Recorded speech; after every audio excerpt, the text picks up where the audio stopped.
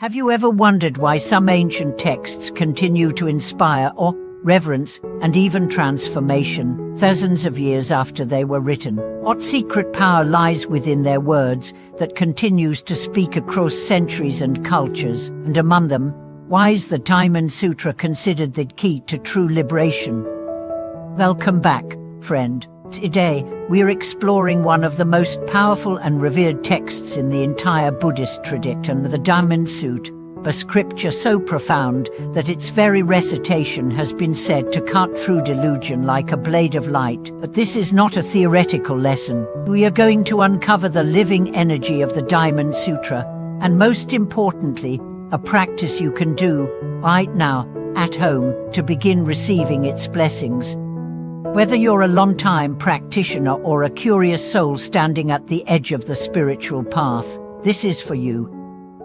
Let's begin with a moment in history that echoes with eternal significance. Over 2,000 years ago, in the Jeta Grove, the Buddha sat surrounded by monks. One of his closest disciples, Attai, asked a seemingly simple question. "World-honored one, how should a Buddhist offer walk the path? How should they live? How should they think?" The Buddha's answer became the Diamond Sutra, a dialogue so clear, so paradoxical, so radiant with emptiness, that it shattered all conceptual thinking. He said, the Buddhist offer should not rely on form when giving, should not rely on sound, smell, taste, touch, or dharma. They should not rely on anything at all.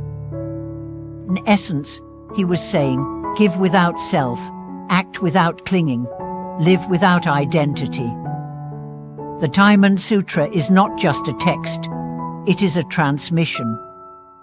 It's called diamond, not because it's beautiful, but because it is indestructible. It cuts through illusion, ego, and attachment. It doesn't just teach emptiness, it embodies it. Let me tell you a story that brings its power to life. In ancient China, a man named Zhuangzian made a vow to retrieve sacred scriptures from India. He crossed deserts, mountains, rivers, and political borders, and all for the Dharma. Among the texts he risked his life to bring back was the Diamond Sutra. When he returned, he didn't just translate it, he lived it. And it changed an entire culture. But the power of the Diamond Sutra is not limited to ancient times. There are countless stories, modern and ancient, of people who, simply by chanting or copying the sutra with sincerity, have experienced radical shifts, accidents avoided, illnesses relieved, karmic entanglement is softened, peace restored. How can words have such power? Because the Diamond Sutra does not work on the level of logic. It works on the level of consciousness. Every line, every paradox, is designed to collapse the ego's grip on reality. Let's take a famous line. All appearances are illusory. If you see all appearances as no appearance, then you see the Tathagata. What does this mean? It means that everything you think is solid, your identity, your problems, your goals, is empty. Not meaningless, just not fixed. Like a dream, or a rainbow, or a reflection in a mirror. When you truly see this, not just intellectually, but visceral-eyed, you become free. Free from fear, from clinging, from the endless cycle of becoming. That's the liberation the Diamond Sutra offers. Now, let's talk about practice. How do you receive the blessings of the Diamond Sutra? First, you don't have to be a monk.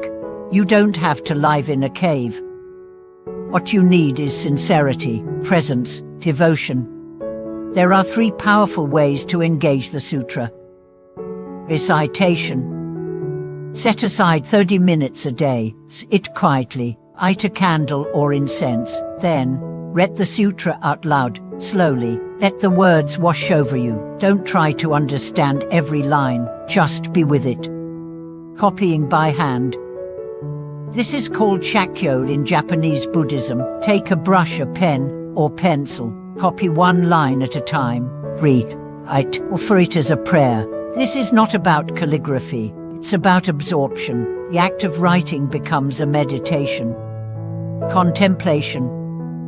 Choose one verse. For example, the mind of the past is ungraspable. The mind of the future is ungraspable. The mind of the present is ungraspable. Sit with it. Let it break your fixed ideas. Let it open you. Now, let me share a modern story. A woman in her 40s, recently divorced and suffering from deep anxiety, stumbled upon the Diamond Sutra at a friend's house. She had never practiced Buddhism before, but something in the words struck her. She began reading one page every morning.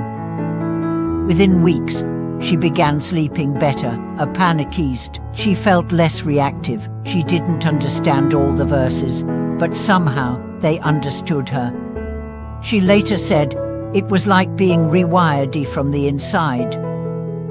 That's the power of the Diamond Sutra. It doesn't speak to your intellect. It speaks to your innermost being. Let's not forget the ritual aspect.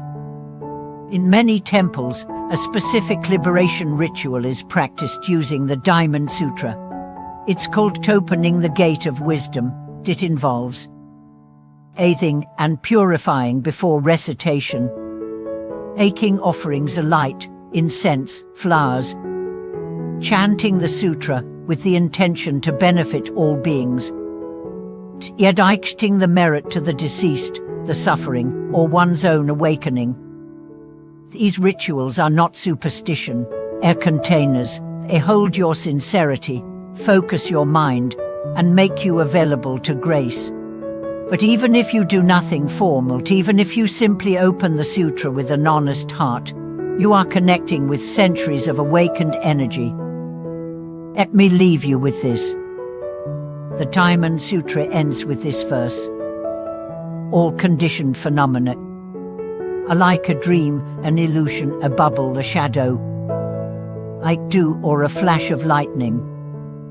Thus should you view them. This is not pessimism. It's freedom. It's saying, you are not as limited as you believe. Your problems are not as solid as they seem. The world is not as heavy as you carry it. When you loosen your grip on form, form reveals its lightness. And in that lightness, liberation begins. Thank you for watching this video. If the Diamond Sutra has touched your life, or if you're curious to begin, tell us in the comments, how do you relate to emptiness? What verse resonates with you? Like, subscribe, and stay close, because next time, we'll go even deeper into the heart of wisdom. And remember, you don't have to escape the world to be free. You just have to stop believing it's all there is.